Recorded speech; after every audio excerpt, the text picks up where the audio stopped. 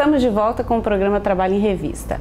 Os assédios sexual e moral no trabalho trazem consequências negativas não somente para quem os sofre, mas atinge todo o ambiente. No caso do serviço público, como identificar a sua ocorrência e como enfrentá-la? Para responder essas e outras dúvidas, a gente recebe hoje o juiz do trabalho, Lamartino França de Oliveira, mestre em Direito do Trabalho. Doutor Lamartino, obrigada pela sua presença aqui. No serviço público, doutor, o que é o assédio sexual? Ele diferencia do que a gente vê no ambiente de trabalho da iniciativa privada? Não. São seres humanos, tanto lá no serviço público ou serviço privado. A forma de assédio é semelhante, a característica do assédio, o conceito de assédio está sempre presente. O assédio não é nada novo, o assédio já existe desde que o mundo é mundo. O que se tem hoje é um olhar mais atento para o assédio, com base em princípios como a da dignidade da pessoa humana, passou-se a cuidar mais do interior das pessoas, essa violência psicológica que o ambiente de trabalho às vezes proporciona, né, e desagrada as pessoas, colocando em risco o emprego ou degradando o ambiente de trabalho com esse tipo de terror psicológico.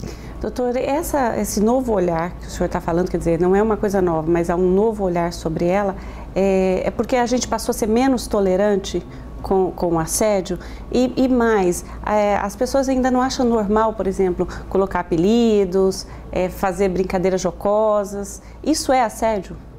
Se for reiterado, pode ser assédio. Porque a questão do assédio é que as pessoas pensam que qualquer ato é um assédio. Não é. Um dos requisitos para ser considerado assédio é que ele seja reiterado, uma conduta negativa reiterada. Ou seja, ela tem que persistir de um determinado tempo. Não existe, de repente, um ato só ser considerado assédio. É da figura tipo que ele seja reiterado. Tá? Então, o fato de simplesmente chamar alguém de, por exemplo, burro ou algo semelhante assim, por si só não caracteriza assédio. Grosseria, rigor excessivo, mas não assédio. Mas se for constantemente isso degradar o ambiente de trabalho dessa pessoa, nós poderíamos ter caracterizado o assédio aí. E no caso do serviço público, como é que se identifica a ocorrência? Se há uma característica especial no caso do serviço público, de servidores públicos? Há uma diferença brutal aí. Enquanto a iniciativa privada, o assediado pode, de repente, pedir conta ou entrar com uma ação de rescisão indireta para romper, para cessar essa violência psicológica no trabalho, no serviço público não. As pessoas estudam, sonham em entrar no serviço público e depois almejam a estabilidade, a tranquilidade, se aposentar naquele serviço público. E aí é que pode gerar o campo principal para o assédio acontecer. Essa estabilidade fará com que várias pessoas, né, atuando no mesmo ambiente de trabalho por longo tempo e de repente com chefias que trocam, já que o critério às vezes para chefias é um critério mais político do que de concurso público, são pessoas que têm uma função tipo político, deputado, ou pessoas que estão transitoriamente na administração, há uma possibilidade maior de assédio, né? E por essa possibilidade maior de assédio faz com que essa pessoa não peça conta, não tenha como sair, e aí ela se torna o quê? Vítima desse ambiente de trabalho. E aí começa a surgir doenças do mundo de hoje, são doenças psicológicas, depressão e outras doenças do tipo. E como enfrentar, doutor? Porque eu imagino que, pelo que o senhor disse, no serviço público seja mais difícil enfrentar, então, esse caso. Porque um chefe, um assediador, que na iniciativa privada, se há uma política da instituição, né, da empresa, de não tolerar esse tipo de assédio, ela pode, inclusive, demitir, tirar o chefe daquele ambiente. E no caso do serviço público, há a estabilidade, como o senhor disse. Exatamente. Para o servidor concursado, há. Mas nós temos que ver também que o serviço público não é feito só de concursados. Existe o assédio muito com os terceirizados. Existe assédio principalmente também com aqueles que têm um contrato precário, aqueles que só exercem um cargo em confiança, ou aqueles que estão lá por um contrato temporário de 1, 2 anos. De repente, para eles continuarem nesse cargo, para continuar nesse serviço público, eles são as maiores vítimas do assédio especificamente. Mas um outro caso também que você tem que se ver no serviço público É que existe assédio? Existe. Só que agora que as pessoas estão dando conta mais no serviço público. Na iniciativa privada já se começou, já temos uns 10, 15 anos que na iniciativa privada nós já estamos trabalhando. Mas aqui no serviço público parece que agora é que está havendo esse despertar. É agora que se está afirmando o princípio da dignidade da pessoa humana, que está desde 88 na Constituição, mas agora é que nós estamos atraindo e fazendo com que ele possa realmente nos ajudar, nos auxiliar nessa questão de defesa dos nossos direitos da personalidade. E como enfrentar? Existem algumas maneiras de se enfrentar. A primeira é você convencendo o teu sindicato, a tua categoria, o seu ente associativo a forçar com que o órgão público, que a administração pública crie mecanismos de apuração. Crie sindicâncias, crie mecanismos que façam com que se exponha que naquele serviço público existe sim essa figura maléfica do assédio moral e do assédio sexual. Depois disso, você tem um procedimento, seguir exatamente o que está no procedimento.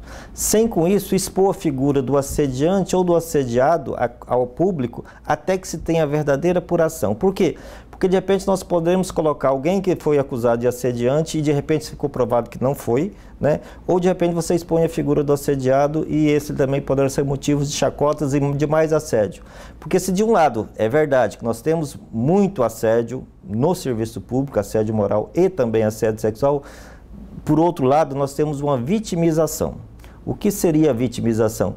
Pessoas que acham que estão sendo perseguidas, que elas são a bola da vez para tudo de ruim que acontece com ela, quer culpar o serviço público. Então nós temos que ter pessoas que, quando vão apurar isso, de várias áreas, da medicina, psicologia, dos recursos humanos, uma multidisciplinariedade para verificar realmente, sabemos fazer um divisor de águas entre o que é assédio e o que é uma vitimização.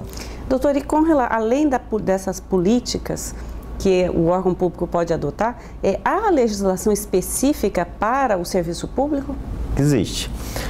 Nós poderíamos pegar, por exemplo, em município, Sorriso, no Mato Grosso, foi o primeiro município que criou uma lei específica de assédio. É uma lei muito bem feita, muito bem... Só que está há 8 anos essa lei e não tem ainda uma regulamentação. O Estado de Mato Grosso tem no Estatuto do Servidor Público de Mato Grosso que é proibido o assédio moral e sexual. Mas, infelizmente, não se diz qual é a punição e nem qual é a forma, ou seja, falta regulamentar, o mesmo problema de Sorriso. Do âmbito federal também nós temos a mesma problemática, nós temos já a previsão esparsa, né, de que é vedado o assédio, é proibido o assédio, mas também falta o quê? Falta essa regulamentação. Na verdade, falta interesse público, né, mas aí os sindicatos deveriam provocar esse ente público para que reconheça que essa chaga existe. Que é uma chaga que, se de repente ela não deixa à mostra no teu corpo físico a ferida, internamente ela está provocando e está destruindo o ambiente de trabalho de muitas pessoas que estão deixando de ser produtivas para ir passar por uma clínica para um tratamento psicológico. E no caso do serviço público, isso é um problema, né, doutor? Já que o que se busca, o que a sociedade pede ao serviço público, inclusive agora com passeatas das ruas, é eficiência, é produtividade. Sim, é um princípio constitucional. Por incrível que pareça, teve que se colocar na Constituição que o serviço público tem que ser eficiente. Agora, como ser eficiente se você trabalha num ambiente nocivo, num ambiente em que você está sofrendo psicoterror, um terror psicológico? Você não consegue ser produtivo. Então, para que isso aconteça, é que o agente público ele tem que providenciar o quê? Um ambiente de trabalho rígido, onde eu entre e saia para minha residência da forma com que eu entrei, que ele não me degrade, que ele não me afete psicologicamente, para que eu depois, o que é um dos fatores principais, não descarregue na minha família tudo que o serviço público, tudo que uma pessoa, né, está me causando de prejuízo moral, de prejuízo psicológico, e eu vá descarregar em terceiros que não tem nada a ver com isso. Então seria importante que abrisse-se os olhos para essa chaga dentro do serviço público e começasse a criar mecanismos de apuração e não só apuração, de punição. Juiz Lamartino França de Oliveira, muito obrigada pela sua participação, por todas essas informações. E assim a gente termina o nosso programa desta semana. Para você revê-lo a qualquer momento, acesse a página do TRT na internet e clique no link Vídeos. O programa também está disponível no YouTube, no endereço que aparece aí na sua tela.